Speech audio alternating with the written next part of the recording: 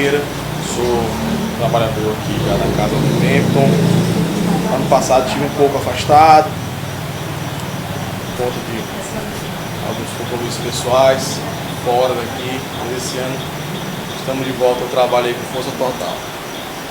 E hoje nós vamos falar sobre esse assunto aqui, reforma íntima, tá? Por que a gente vai falar sobre reforma íntima? Bom, surgiu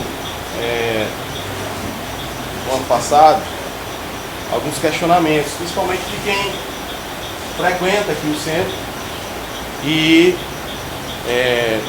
começa no início dessa presença aqui, essa frequência, começa a ouvir muito falar desse assunto, né? Reforma íntima. Tá, mas quase sempre a gente está falando sobre isso, né? Aqui no centro, as pessoas que vêm e tal, estão falando sobre reforma íntima, mas a gente não tem um tempo, assim, um período só para falar sobre isso, né? Então é com essa intenção que eu vou falar hoje sobre esse assunto, reforma íntima, para tentar esclarecer o que vem a ser reforma íntima, né? E aí, antes de começar a palestra propriamente dita, dizer para vocês que a questão da reforma íntima está ligada estritamente ao nosso próprio conhecimento, o nosso autoconhecimento. E aí nós vamos ver durante aqui o transcorrer da palestra o quanto que é importante a gente ter esse autoconhecimento. Por quê? Porque nós precisamos saber o que nós precisamos melhorar, em que nós precisamos nos melhorar para que a gente atinja a chamada reforma íntima. A gente vai entender que reforma íntima não é uma reforma de uma casa, do jeito que a gente conhece. A gente quebra uma parede e constrói uma parede rapidamente, né? É um processo. A reforma íntima é um processo contínuo, ou seja, é um trabalho de reforma que está sempre sendo feito. Ou seja, eu vou estar sempre quebrando a parede e sempre fazendo a parede, sempre quebrando a parede, tira o tijolo do lugar, bota o tijolo no lugar, tentar melhorar, para a gente tentar se melhorar. E isso passa pela gente conhecer os nossos problemas. Passa pela questão da gente entender aonde é que nós estamos errando, aonde é que nós estamos deixando a desejar em relação às nossas obrigações enquanto espírito, né? As nossas obrigações enquanto filho, as nossas obrigações enquanto profissional que somos, ou se for dona de casa, as nossas obrigações enquanto dona de casa, enquanto pai, enquanto mãe. Aonde é que a gente está errando, né?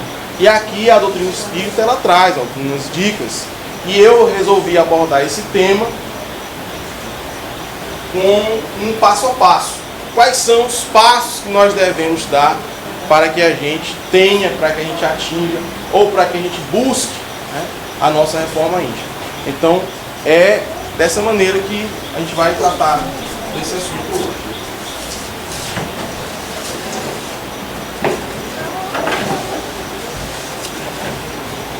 A primeira coisa que a gente precisa disciplinar é o nosso pensamento, né? Nós precisamos entender que a força do nosso pensamento é algo que não dá para medir. Nosso pensamento faz assim, uma diferença muito grande em relação à nossa vida. Então nós precisamos disciplinar o nosso pensamento.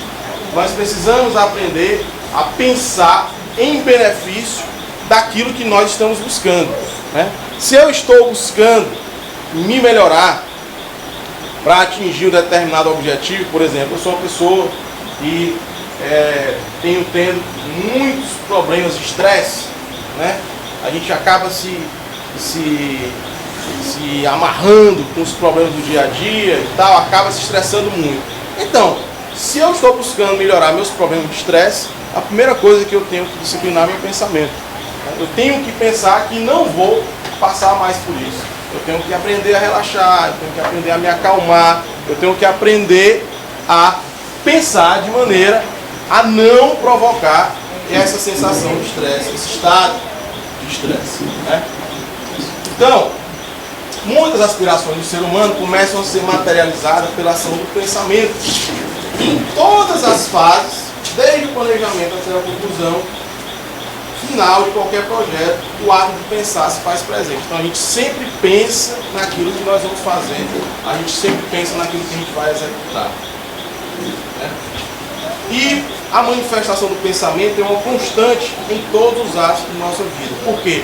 Porque a gente, mesmo que não queira, a gente acaba dizendo aquilo que quer fazer, a gente acaba externando aquilo que a gente está precisando, de alguma maneira. Se a gente não faz falando, ou nos fazemos, quando a gente não fala, não expressa falando, a gente nos faz entender de outra maneira, ou de outras maneiras.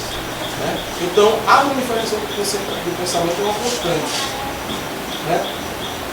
De forma que esse processo, ele serve para todos os tipos de pessoas.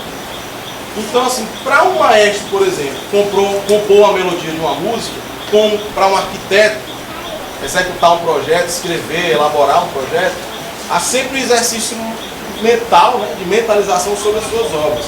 Ou seja, a pessoa sempre pensa naquilo que vai fazer. Né? E quando a gente ouve reforma íntima, a gente fala, bom, eu preciso me reformar porque eu preciso me melhorar. Eu não vou me reformar para me tornar uma pessoa pior. Eu não vou pensar em mudança para pior. Eu sempre vou pensar na mudança para melhor.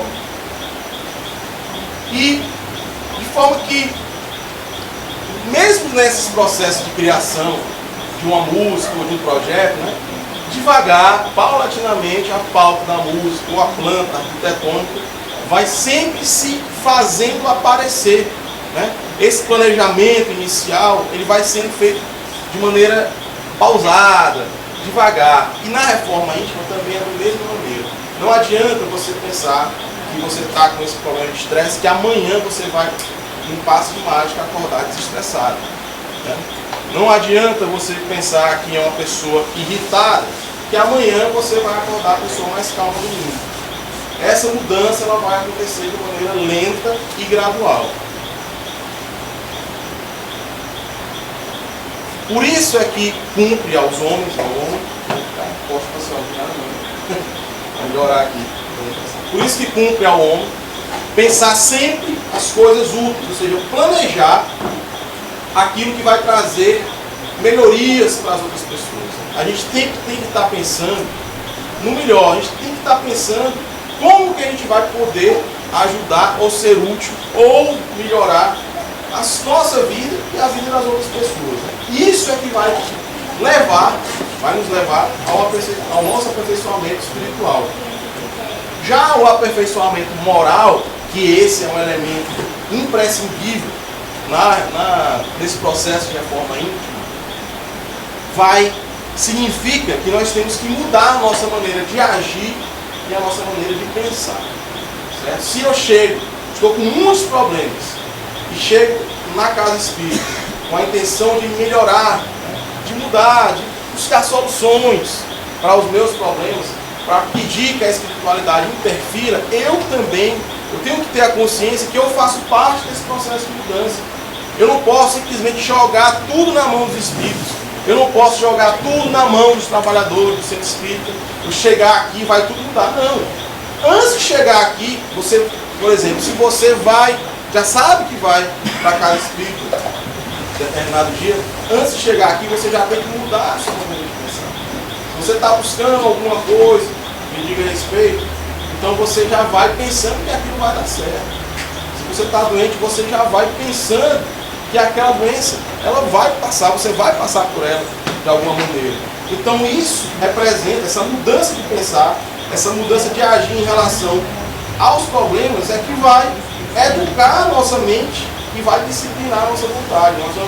Se a gente não tem a determinação e a persistência para resolver os problemas, na medida em que a gente muda a forma de encarar os problemas e a maneira que eu estou pensando a respeito desses problemas, eu já vou criando um ambiente que vai disciplinar a minha mente para tratar disso. Né? Então, o ritmo, que vai acontecer, ou o ritmo que você vai fazer a sua reforma íntima, vai depender da sua firmeza e da sua determinação em fazer a mudança que você precisa. Tá? Então, todos nós temos problemas. Né? Eu gosto de dizer que ninguém veio para cá, ninguém veio para esta vida, ninguém veio para a Terra a passeio. Né? Então todos nós temos problemas e a forma que a gente encara os nossos problemas, né? A maneira, a determinação, a firmeza que vai fazer a diferença para que a gente possa realmente chegar até os nossos objetivos. E a questão da reforma íntima, a gente tem que pensar ela como o todo, né? Nós temos que pensar a nossa reforma íntima como algo que vai nos mudar por completo. E essas mudanças, elas assim, se eu mudo uma coisa, por exemplo, se eu sou uma pessoa irritada, eu passo a ser uma pessoa calma, vou trabalhando a minha calma, vou trabalhando a minha paciência, né? E paciência é algo que quem bem quiser e bem souber, pede todo dia, porque nunca é demais, né? E a minha mãe mesmo que me ensina isso desde pequeno. Eu peço paciência todo dia, porque todo dia eu perco ela. Então, como eu perco a paciência, eu estou sempre pedindo mais paciência. Então, as pessoas precisam entender que essa mudança ela vai atingir todo o seu ser, né? Todo o seu espírito, tudo aquilo que diz respeito a você. E quando eu vou mudando algo que realmente interfere no meu dia a dia, aí eu vou vendo que pouco a pouco esses avanços eles já vão sendo uma constante. E aí eu faço o próximo passo. Nós vamos já ver essa questão do passo a passo. Mas é importante que até mesmo para se reconhecer a pessoa que quer mudar, a pessoa que quer fazer a sua reforma íntima, né? Então essa pessoa ela está disposta a seguir os preceitos da doutrina espírita, porque isso faz parte. É algo que está sempre ligado ao espírito, essa questão da reforma íntima. Todo mundo procurando se melhorar. Por isso que tem algumas maneiras de você reconhecer o verdadeiro espírito. Tá? E aí tem essa afirmação aqui de Allan Kardec que diz: reconhece o verdadeiro espírito pela sua transformação moral e pelo esforço que faz, que empreende no domínio de suas más inclinações. É mais indicativo para que todos nós busquemos a perfeição moral com determinação a fim de conquistarmos a efetiva evolução moral a qual todos estão predestinados pelo Criador. Veja, nós todos temos a condição de nos melhorar. Boa noite. Boa noite. Mas eu sou uma pessoa muito boa. Parabéns para você. Você já deixa de ser boa quando se acha bom, porque ninguém é melhor que ninguém. Certo? Então, temos que entender que todos nós podemos nos melhorar enquanto pessoas. E nós só vamos atingir essa transformação moral quando a gente consegue, primeiro, identificar quais são as nossas más inclinações. A gente identifica quais são os pontos que nós estamos pecando. Né? O que foi que aconteceu, o que é que geralmente vem acontecendo, que vem me causando problemas. E quando eu identifico isso e começo a me esforçar para que eu passe, eu não mais tenha esses comportamentos, aí sim eu posso dizer que estou começando a minha transformação moral. Né? Mas a transformação moral é algo que às vezes você avança, está melhorando, e de repente dá um passo tão grande para trás que volta para cá. Certo? É assim a transformação moral. Às vezes a gente pensa que não vai mais perder a paciência. A gente pensa que não vai mais gritar com os nossos filhos. A gente pensa que não vai mais ficar aperreado por conta daquelas insistentes cobranças das nossas esposas, né, namoradas e tal. Isso não acontece só comigo, tenho certeza. Né? A gente pensa que vai passar por isso. E aí de repente chega aquele belo dia em que você explode. Né? Então quando você explode, você já está aqui um ano sem explodir. Aí de repente você explode, você volta para cá. Perdeu um ano, vai começar tudo de novo. Entendeu? Tem que entender que a reforma íntima é uma coisa diária. Certo? diária mesmo. E quando a gente relaxa, essas coisas acontecem. Você está com um bom tempo que não explode, de repente você explode. Então, volta para trás, cara, e vê o que aconteceu. Vê onde foi que você relaxou. Parou de orar, né? Não reza mais. Rezava todo dia, quando estava rezando, estava calminho, estava uma beleza. Mas aí ficou calmo, relaxou, deixou de rezar. Aí de repente, puf, explodiu. Puf, e vem, parei de rezar, né? Então, se eu parei de rezar, eu perdi, né, a condição de ter a espiritualidade mais ao meu lado. Porque a espiritualidade, ela não é adivinhona, pessoal. Certo? A gente tem que chamar. A gente tem que pedir. A gente tem que fazer a nossa parte. E se ela percebe que a gente está fazendo a nossa parte, ela vai nos ajudar. Os bons espíritos vão nos ajudar. E isso impõe que a gente faça esse acompanhamento diário, para não passar por esse tipo de situação que eu acabei de falar. Então a reforma íntima, voltando, tem algumas fases. Né? Bom, fase 1, vamos lá. Fase 1 é a fase do arrependimento. Certo? Em que consiste o arrependimento? Bom, eu trago esse trecho aqui. Realmente eu não consigo entender o que eu faço, pois eu não pratico o que quero, mas faço o que detesto. Não faço o bem que eu quero, mas pratico o mal que eu não quero. Bom, muitas vezes, vou voltar para esse exemplo aqui que eu acabei de dar, que é a questão de você explodir com alguém que você gosta, né? Tratar mal, etc. Então vai se encaixar aqui. Bom, eu não consigo entender por que eu explodo. Eu não consigo entender por que eu mando tudo às favas na primeira oportunidade. Certo? Eu não faço aquilo que eu quero fazer. Porque se você gosta das pessoas, se você gosta de determinada pessoa, você gosta do seu filho, você gosta da sua mulher, você gosta da sua mãe, né? É óbvio que você não vai querer tratar essas pessoas aos chutes e aos berros todo momento. Então você não entende por que faz isso, né? Mas você fez. E você acaba detestando aquilo que fez. Depois que o negócio passa, aí a adrenalina baixa e você diz, mas eu acho que eu fiz besteira. E aí vem aquele arrependimento, né? Bom, aí, veja só, eu não faço o bem que eu quero fazer. Você tenta, você vai lá, você fica arrependido lá. Pô, mas e agora? O que é que eu vou fazer? Vou pedir desculpa? Não vou pedir desculpa. Eu vou pedir desculpa. Por quê? Né? Tem por que pedir desculpa. Aí o velho orgulho baixando ali na pessoa. Né? Então aí você vê aí. Primeiro, você tratou mal a pessoa que você gosta, né? E depois você tem uma atitude orgulhosa. Ou seja, você já praticou duas coisas aí. Em pouco espaço de tempo você tem aí dois problemas que afetam no teu melhoramento moral, que afetam na sua pessoa, na sua personalidade de uma maneira geral. Por isso que essa primeira fase é a fase do arrependimento. E a segunda fase? A segunda fase, eu acabei de falar, é o quê? É o desânimo. Desânimo. Por quê?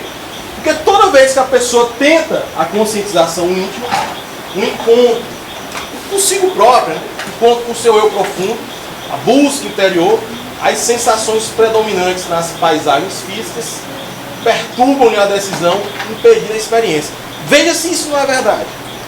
Veja se quando você pensa, tem aquele primeiro pensamento, pô, eu vou procurar aquela pessoa que eu estou com problema, eu vou procurar a minha mãe, que eu acabei de tratar mal, o menino vai estudar agora! Então, vou procurar minha mãe para dizer que agora mesmo eu vou estudar, e você fala, não, acho que eu não vou não. Então tem aquela força estranha, você não sabe onde é que vem, que te impede de ir. Né? Isso tem a ver o quê? Tem a ver com essa questão da prática do orgulho, com a prática de outras, né?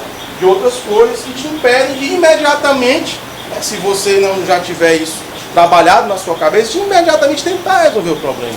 Agir para que aquilo não aconteça mais. Né?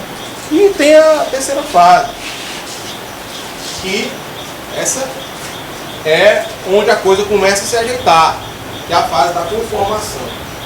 E aí eu trago aqui a parábola dos talentos, para a gente entender como é que funciona essa questão da conformação. Diz aqui, ó, veio finalmente o que tinha recebido um só talento. Senhor, disse ele, sempre te conheci como um homem duro, que ceifas onde não semeaste, e recolhes onde não espalhaste. Por isso, com medo, fui esconder o teu talento na terra. Aqui está o que te pertence. Então, pessoal, a gente tem que entender que essa fase da conformação é aquela fase que a gente reconhece. A gente reconhece os nossos erros. A gente vê que tem que mudar. A gente vai começando a identificar os pontos. E isso, pessoal, é o seguinte: nós nos amarramos, tá? A gente se amarra.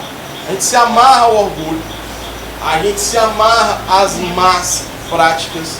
A gente se amarra com um monte de coisa que impede que a gente evolua moralmente e, consequentemente, espiritualmente. E o que é que mais impede da gente avançar? Quem é que sabe? São os nossos vícios, certo? Então, quando a gente está nessa situação, a gente está amarrado igual esse óleo. Amarrado completamente. Né? A gente tem costume de ouvir, está amarrado? Pois é, está amarrado nessa situação e não consegue ver que precisa fazer o quê? Precisa desfazer essas amarras. E esse movimento para desfazer as amarras é imprescindível que a gente identifique que amarras são essas. Né? E como eu disse, as primeiras e mais comuns são as amarras que nos levam, que nos deixam próximos dos nossos vícios. Né? E são vários os vícios. Vários vícios. E, assim, para o Espiritismo, tem um vício que ele é, vamos dizer assim, o principal. Né? E eu tenho certeza que pode ser quem for. Pode ser a pessoa que for. Mas quem é que nunca passou, por exemplo, por uma situação em que você externou um pouco do seu egoísmo? Né? E isso está lá. Né? Está lá no Livro dos Espíritos. Essa pergunta. Dentre os vícios, qual que se pode considerar radical? Qual que é o pior? E os Espíritos respondem para cada um. Temos-lo dito muitas vezes, o egoísmo, daí deriva todo o mal. Estudai todos os vícios e vereis que no fundo de todos há o egoísmo. Por mais que lhes deis combate, não chegareis a extirpá-lo. Ou seja, todo mundo está sujeito a isso.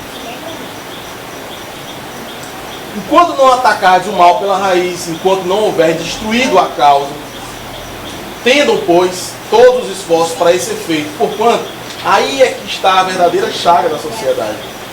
Quem quiser, desde esta vida, ir aproximando-se da perfeição moral, deve expurgar do seu coração de todo sentimento de egoísmo, visto seu egoísmo incompatível com a justiça, o amor e a caridade. Ele neutraliza todas as outras qualidades. Então, na raiz de todos os vícios está o egoísmo. Por quê? Porque quando eu bebo, eu estou sendo egoísta. Eu estou buscando só a minha satisfação. Né? Quando eu fumo, do mesmo jeito. Quando eu pratico a gula, mais ainda. Né? Então você vai ver que de todos os vícios que nos impedem, que nos amarram, né? Que fazem com que a nossa evolução moral seja mais demorada, o egoísmo está na raiz de tudo. E aí a gente precisa identificar onde é que está esse problema que está me levando a ser egoísta. Então precisamos, por quê? Nós precisamos desfazer essas amarras. Tá? E aí eu trago aqui, né, essa figura que representa o quê? Se a gente se ajuda, a gente vai ter mais condição de identificar quais são os nossos problemas. Né? Então, essas situações que mostram que nós estamos apegados a determinados vícios, né, a gente vai ver que é muito complicado se liberar desses vícios, mas que só depende da gente. E muitas vezes a gente tem determinados vícios que nem mesmo a gente sabe.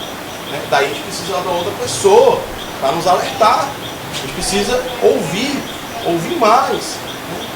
Então, só para vocês terem uma ideia, né? A questão dos vícios.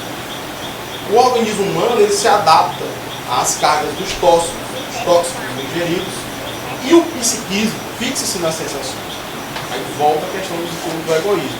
Ou seja, eu fico vidrado naquela sensação que determinada substância alucinógena ou determinada prática de alguma situação me faz. Né? Tem gente que se sente poderosíssimo quando trata mal os outros. Né? Por exemplo, então aquela sensação é viciante. Você passa a tratar mal os outros mais e mais e mais. Na falta delas, o próprio organismo passa a exigir em forma de dependências as doses tóxicas ou as cargas emocionais a quais se habituaram. E a criatura não consegue mais libertar-se, ela fica viciada. Então, essas sensações, né, essas substâncias, elas causam sérios problemas. Principalmente quando a gente não identifica e não trata. E aí o tratamento desses vícios é uma etapa da nossa reforma política. A gente tem que se liberar dos vícios. Né? A gente, tenho certeza que já quem tem mais costume de andar aqui, já há mais algum tempo, já ouviu que nós não podemos nos considerarmos espíritas se formos adeptos de um determinado vício que atrapalha o nosso desenvolvimento, atrapalha a nossa saúde, atrapalha o nosso psiquismo. Né? E aí, o que os vícios fazem com a gente? Bom, eles fazem isso aí. Né? As pessoas ficam presas à bebida. Aqui, a atriz Whitney Houston, por exemplo, que era viciada em drogas, o que é que o vício faz com ela? Então, essa questão do cigarro também.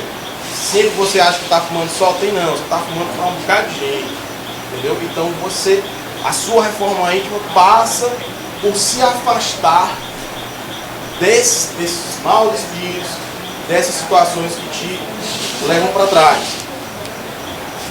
E o que é que a gente tem que fazer? Identificando esses problemas os vícios, né? A gente precisa agir. Tá? Por quê? Porque o vício, como eu falei há pouco, ele contamina tanto o nosso corpo quanto a nossa alma. O nosso espírito fica contaminado. E a gente fica realmente desequilibrado. Quantas e quantas pessoas não já procuraram uma casa espírita? Não estou falando só daqui, mas todas as casas espíritas que existem por aí, ou não conseguir ultrapassar determinado vício. A gente fala do vício da bebida, a gente fala do vício do cigarro, porque é o mais comum, mas tem várias outras espécies de vício, certo? Vários vícios. Né?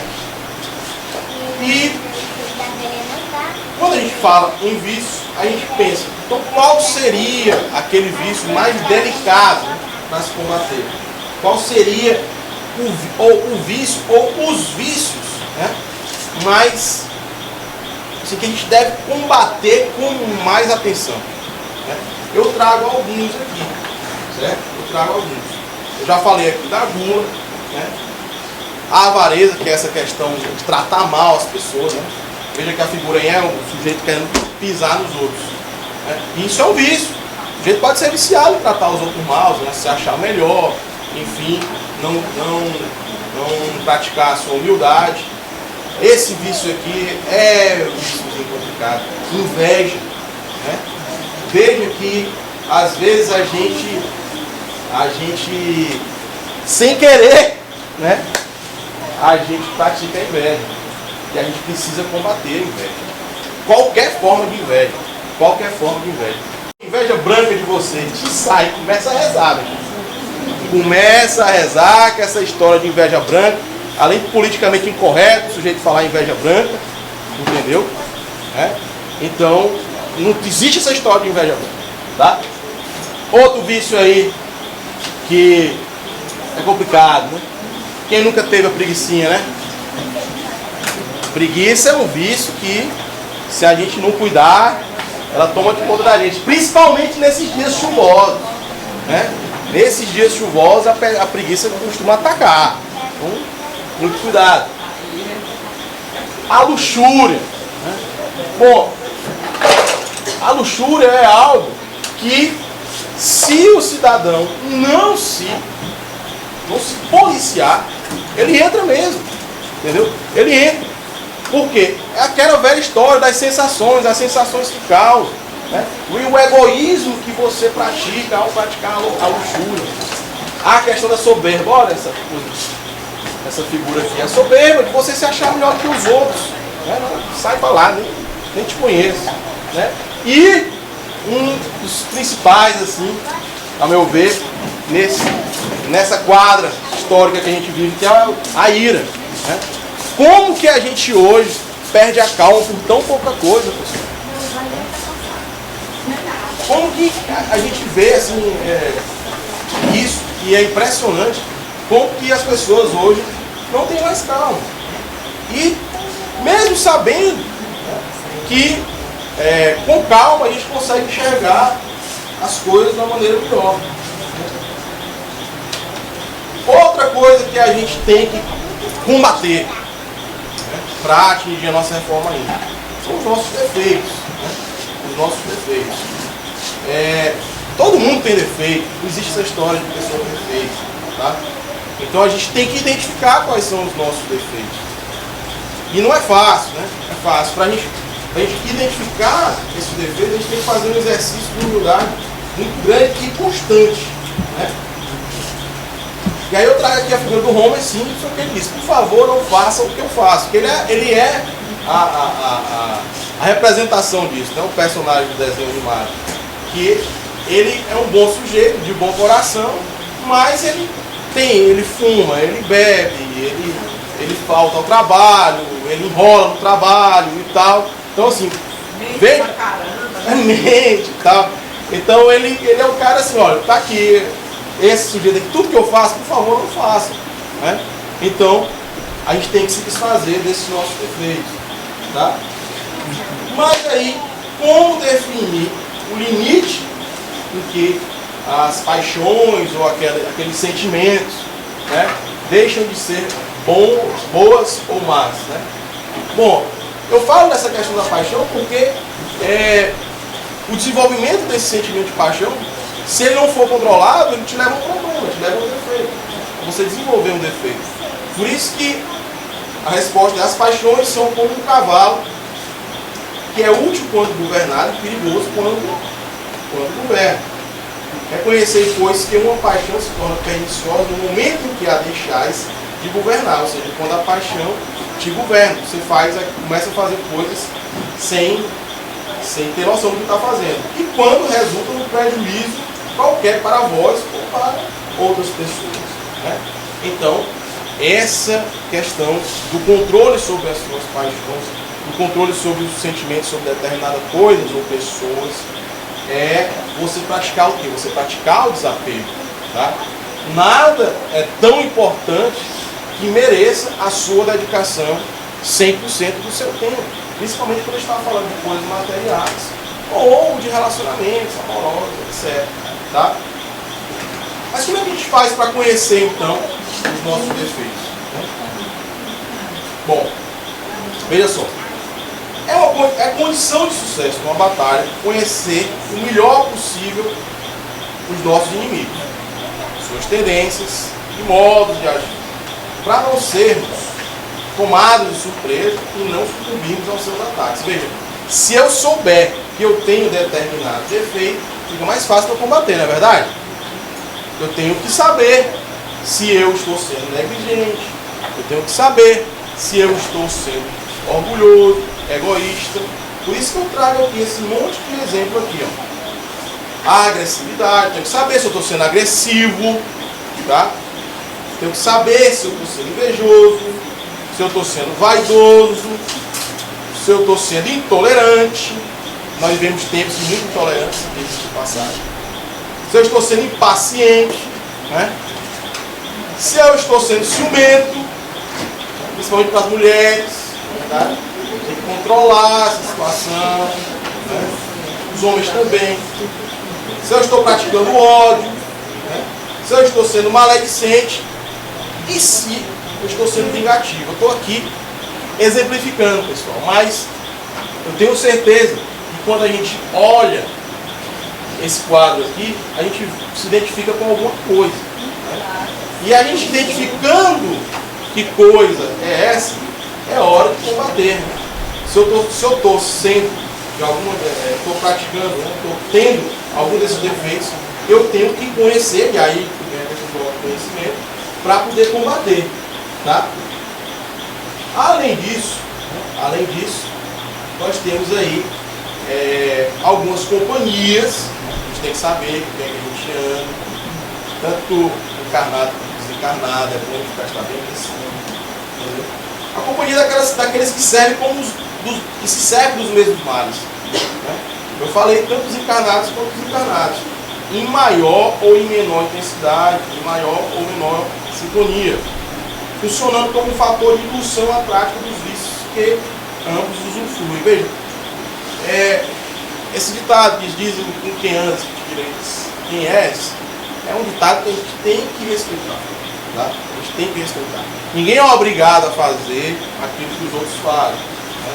Ninguém é obrigado a, enfim, ter as mesmas atitudes dos outros. Mas se você está ao lado, você, obviamente, já está com uma probabilidade muito maior de andar pelos mesmos caminhos. Portanto, prestar bem atenção com quem que a gente está andando, né? Tanto encarnado quanto desencarnado, porque isso pode nos induzir a dificultar a nossa reforma íntima, o nosso melhoramento moral.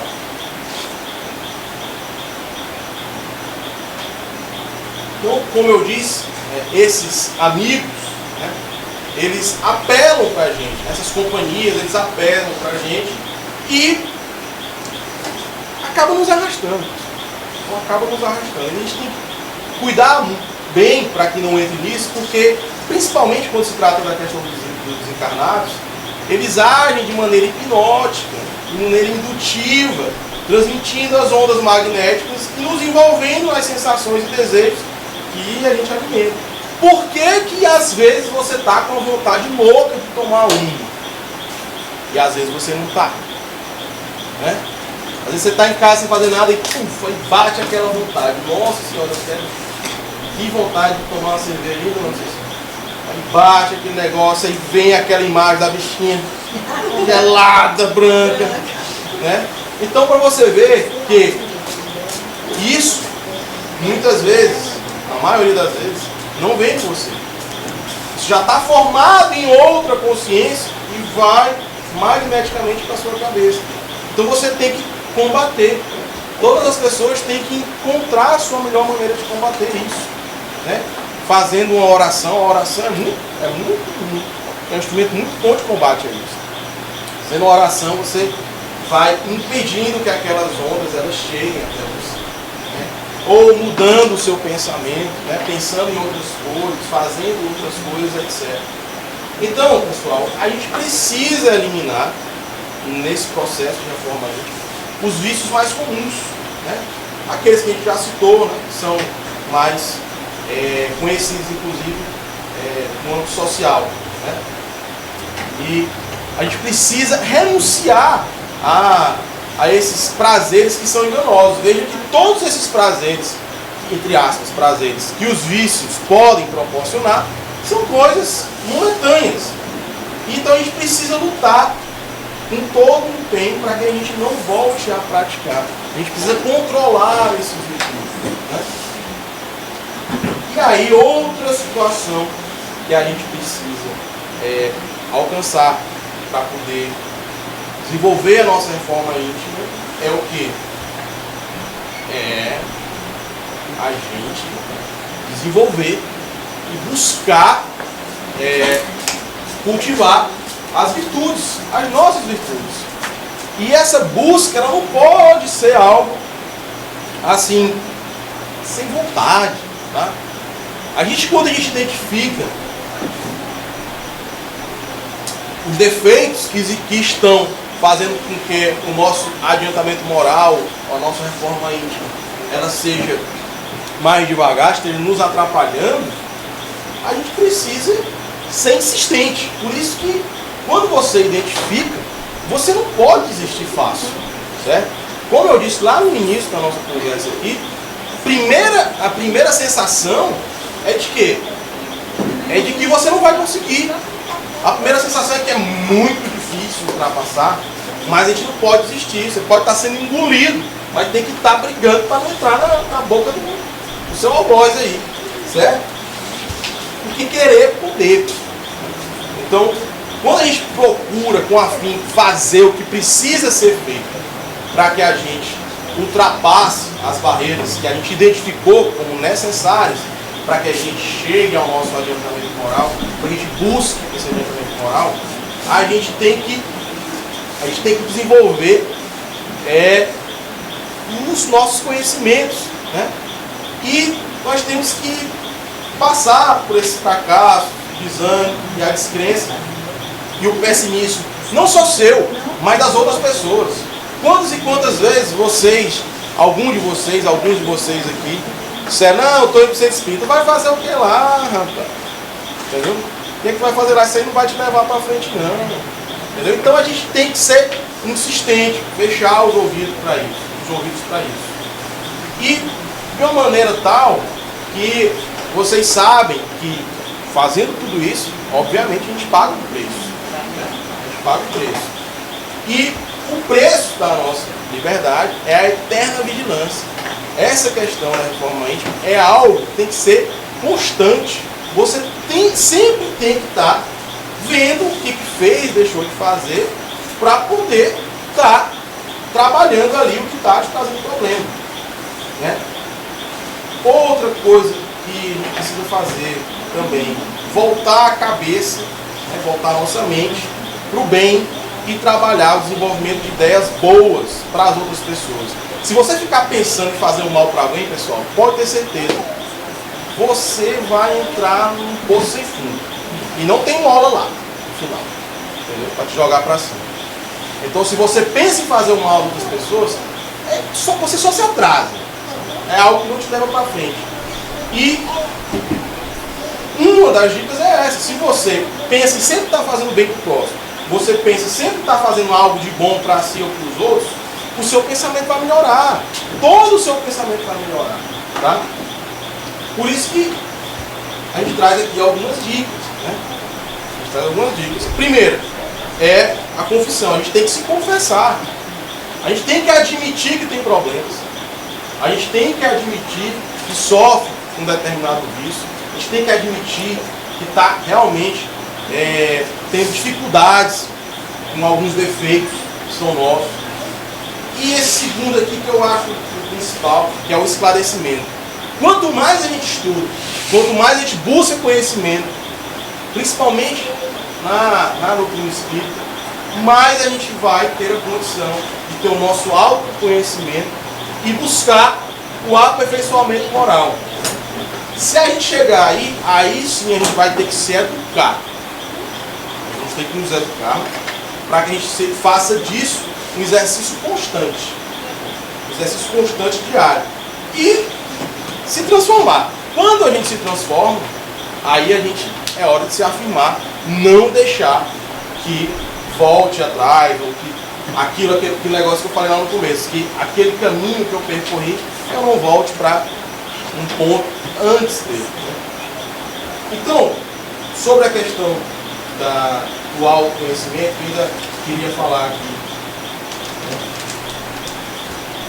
que a reforma íntima, como a gente já falou, trata-se de um processo de reformulação dos aspectos íntimos da nossa maneira de viver.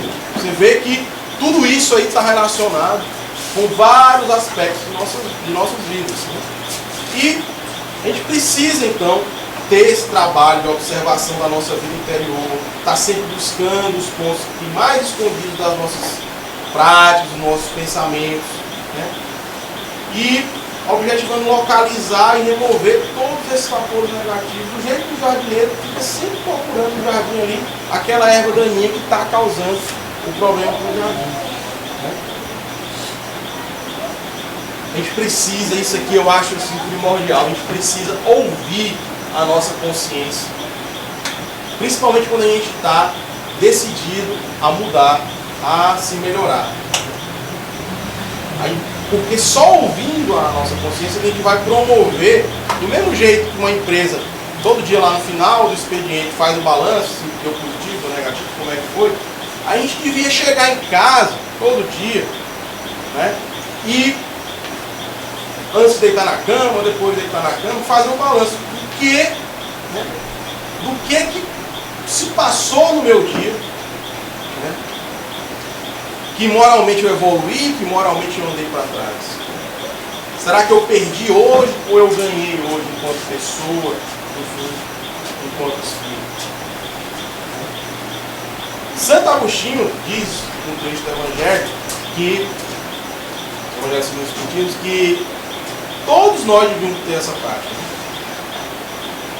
Se a gente fizesse esse balanço no final do dia, a gente podia dormir em paz e aguardar sem receio o despertar na outra vida. Se todo dia a gente fizesse esse balanço, a gente teria essa vigilância, a gente teria essa fiscalização diária necessária para não evoluir, para não voltar atrás dos nossos avanços. Portanto, o autoconhecimento é algo indispensável para que a gente entre na curva, no processo da reforma íntima. Somente se conhecendo no íntimo é que a gente vai poder combater os nossos defeitos e os nossos vícios. Né? Bom, não é demais repisar que o processo é lento, que o processo é doloroso, é penoso, porque a recusa imediata na mudança de comportamento é algo que sempre vai acontecer. Mas o esforço de cada um é que vai fazer com que a gente chegue às mudanças necessárias, às mudanças desejadas. E para que a gente faça essas mudanças, né, e para que aquelas mudanças que a reforma íntima requer, é preciso que a gente amplie as nossas qualidades. Então, volto a repetir, a gente desenvolva o nosso caráter, a gente se livre dos aspectos negativos do nosso caráter, que às vezes a gente já traz isso de outras vidas, pessoal. A gente precisa reconhecer isso. Muitas vezes já venho de outras vidas com esses problemas, né? Com a questão do egoísmo, o orgulho. E se a gente está tendo o conhecimento da doutrina espírita nessa vida, é porque a gente está tendo uma oportunidade de se melhorar, certo? Que a gente deve agarrar essa oportunidade para que a gente possa combater todos esses nossos problemas, né? E nesse particular aí é que o exercício do conhecimento entra assim, né, de maneira muito contundente e vai nos mostrar se a gente tem realmente motivos ou se as outras pessoas têm motivos para se queixar dos nossos atos. A gente precisa entender isso daí. Volta a Santo Agostinho quando ele diz: aquele que todas as noites evocasse todas as ações que praticara durante o dia e inquirisse a si mesmo se o bem ou mal que houvesse feito, rogando a Deus e ao seu anjo da guarda que o esclarecesse, grande força adquiriria para se aperfeiçoar. Não tenho dúvidas que essa prática é uma das práticas que pode realmente nos ajudar na nossa reforma. E aí a gente precisa entender, a gente precisa também raciocinar, a gente precisa refletir qual é, na minha vida, o que é que eu estou fazendo. Qual é o tipo de solo que eu estou cultivando. Para o caminho que eu quero seguir, para aquilo que eu quero colher, o que é que eu estou plantando e aonde é que eu estou plantando. Eu estou plantando nesse solo arenoso, eu estou plantando nesse solo seco, eu estou plantando nessa terra árida, ou eu estou plantando num lugar que é propício para a colheita. Né? Eu preciso raciocinar a respeito disso.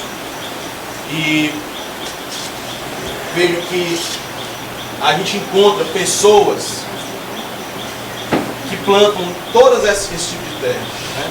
Aqueles que ficam à beira do caminho, que são aqueles que ouvem, mas eles não entendem. Né? Eles vêm para a casa espírita, ouvem o que a gente fala aqui, o que se fala lá dentro, mas prefere se fazer de doido, né? E dizer, não é comigo, Às vezes está falando ali, fulano, faz isso, eu não pode beber para vir para cá. Aí o cara fala, não, o cara tomou uma tarde todinha, né? Aí fala, não é comigo não, tá falando com outro lá, não é comigo, né? Aí, esses que estão nos lugares pedagógicos são os que ouvem e recebem com alegria, mas não tem raiz. Só que o pessoal assim, mas realmente interessante esse negócio estão falando, né? Bom, mas aí chega em casa e não faz nada. Chega em casa, no meio do caminho ele tropeça numa pedra e já esquece as coisas. Entendeu? E aqueles que caminham pelos espinheiros, né?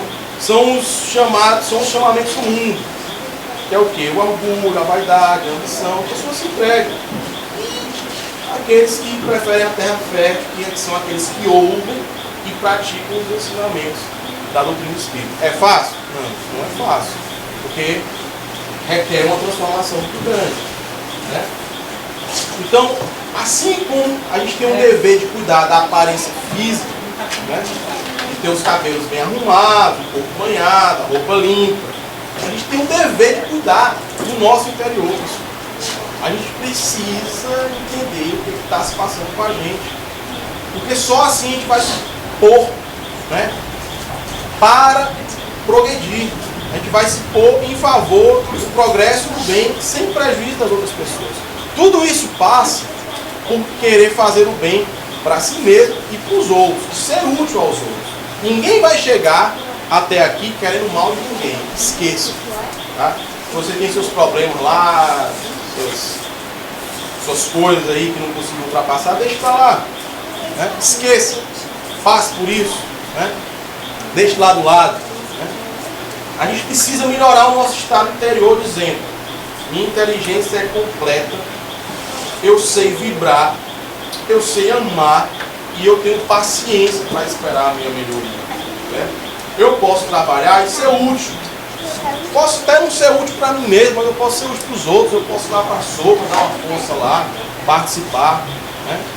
E eu não tenho inimizade e sou feliz. Se alguém acha que é seu inimigo, deixe essa pessoa achar que é seu inimigo. Certo? Deixe ele achar. Isso não é problema seu. Se você não tem aquela pessoa como seu inimigo. Se você simplesmente não desenvolve qualquer sentimento de animosidade. Porque amar o próximo é isso, pessoal. É você não desenvolver animosidade em relação às outras pessoas. Porque quando você desenvolve esse sentimento de animosidade, você já passa, o próximo passo é querer o mal daquela pessoa. Tá? E em qualquer idade, todo mundo pode afirmar: eu tenho juventude, tenho saúde, e ambas abundantes, todo o meu corpo funciona bem, não existe em mim nenhuma imperfeição ou doença. E isso é o que? Nada mais é do que a gente ter o bom pensamento, a gente ter o pensamento positivo, ou seja, mudar a frequência dos nossos pensamentos. Né? Cuidar desse nosso interior, fazer essa mudança, né, que vai acarretar a reforma íntima, é trabalhar pela nossa felicidade. Por isso é que a gente tem que cultivar o quê? Compreensão. Precisa compreender a situação dos outros. Muitas vezes as pessoas fazem algo que nos deixa chateado, mas a gente esquece de olhar para o lado da pessoa. Eu costumo dizer que na minha profissão eu não procuro questionar as decisões que as pessoas tomam, mas o que fizeram, o que fez aquela pessoa tomar aquela decisão. Eu preciso compreender para poder dar o próximo passo. Preciso praticar a humildade, certo? Isso é algo que a gente tem que fazer todos os dias, né? Praticar a humildade, a nossa modéstia. Não custa nada você ser modesto. Ah, você está com falsa modéstia. Tá não. Fique praticando a modéstia e você vai ver que as coisas acontecem para você. A gente precisa praticar a sobriedade, ter calma para responder às situações que nos são postas.